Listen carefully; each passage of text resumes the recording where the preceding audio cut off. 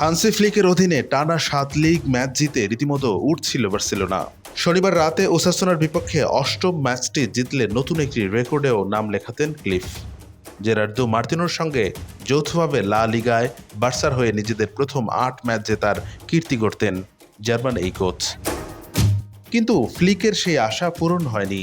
উল্টো ওসাসুনার বিপক্ষে 4-2 গোলে শেষ পর্যন্ত হেরেই গেছে বার্সা।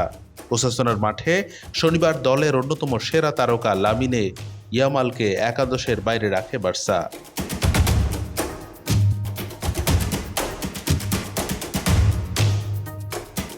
বেঞ্চে ছিলেন রাফিনিয়াও। এই দুজনকে ছাড়াও শুরু থেকে বলের দখল রেখে গেছে বার্সা, কিন্তু সুযোগ কাজে লাগাতে ব্যর্থ হয় কাতালান ক্লাবটি।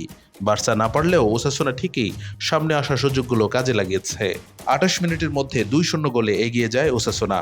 53 মিনিটে বার্সাকে ম্যাচে ফেরানোর স্বপ্ন দেখিয়ে গোল করে ব্যবধান 2-1 করেন পাও ভিক্টর। তবে 72 মিনিটে নিজের দ্বিতীয় গোল করে ওসাসুনার হয়ে ব্যবধান 3-1 করেন আন্তে বুদিমির। এরপর 85 মিনিটে আরও এক গোল করে বার্সার বড় হার নিশ্চিত করে ওসাসুনা। শেষ দিকে বদলি নামা ইয়ামালের সান্ত্বনার গোলে ব্যবধান কমায় বার্সা। এই হারের পর অবশ্য শীর্ষস্থান ধরে রেখেছে বার্সা, তবে 8 ম্যাচে তাদের পয়েন্ট 21। অন্যদিকে 2-এ থাকা রিয়ালের পয়েন্ট 7 ম্যাচে 17।